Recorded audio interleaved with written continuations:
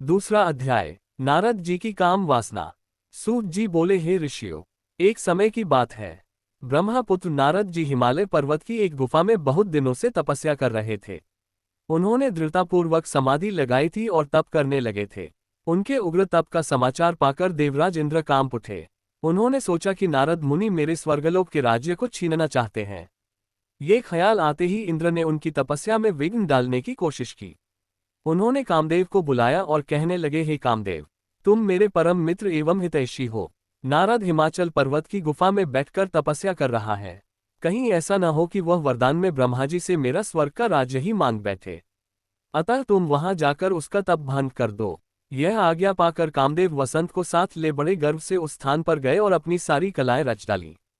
कामदेव और वसंत के बहुत प्रयत्न करने पर भी नारद मुनि के मन में कोई विकार उत्पन्न नहीं हुआ।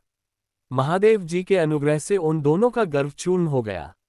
ऐसा इसलिए हुआ क्योंकि महादेव जी की कृपा से नारद मुनि पर कामदेव का कोई प्रभाव नहीं पड़ा था। पहले उस आश्रम में भगवान शिव ने भी तपस्या की थी।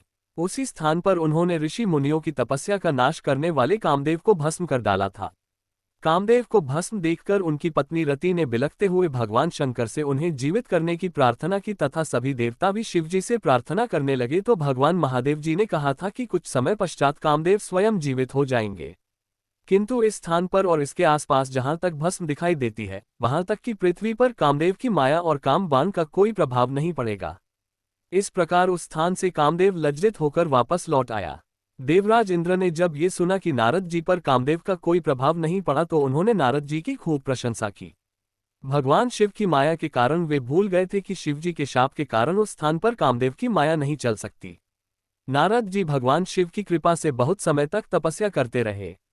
अपने तप को पूर्ण हुआ समझकर नारद जी उठे तो उन्हें कामदेव पर विजय प्राप्त करने का ध्यान आया।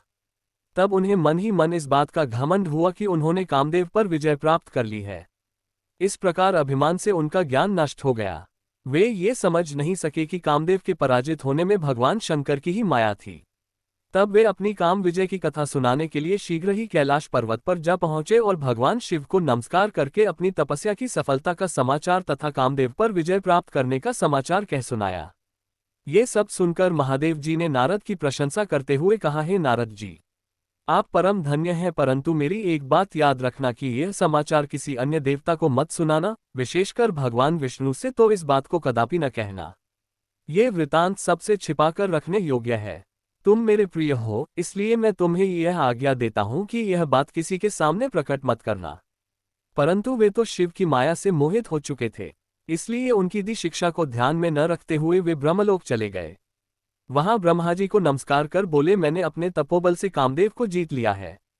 ये सुनकर ब्रह्मा जी ने भगवान शिव के चरणों का चिंतन करके सारा कारण जान लिया तथा अपने पुत्र नारद को ये सब किसी और से कहने के लिए मना कर दिया।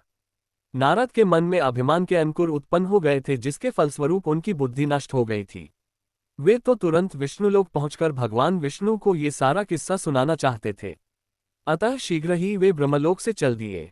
नारद मुनि को आते देखकर भगवान विष्णु सिंहासन से उठ खड़े हुए। उन्होंने नारद को गले लगा लिया और आदर सहित आसन पर बैठाया। भगवान शिव के चरणों का स्मरण करके भगवान विष्णु ने नारद जी से पूछा, नारद जी, आप कहाँ से आ रहे हैं और इस लोक में आपका शुभागमन किस लिए हुआ है?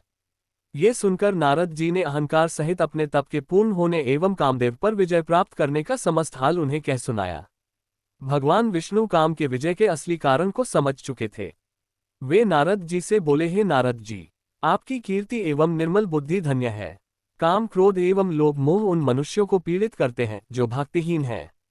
आप तो ज्ञान वैराग्य से युक्त एवं ब्रह्मचारी हैं, फिर भला ये काम आपका क्या बिगाड़ सकता था?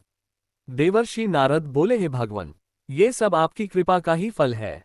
आपकी कृपा के आगे कामदेव की क्या सामर्थ्य है जो मेरा कुछ बिगाड़ सके? मैं तो सदा ही निर्भय हूँ। इतना कहकर नारद जी विष्णु भगवान को नमस्कार कर वहां से चल दिए।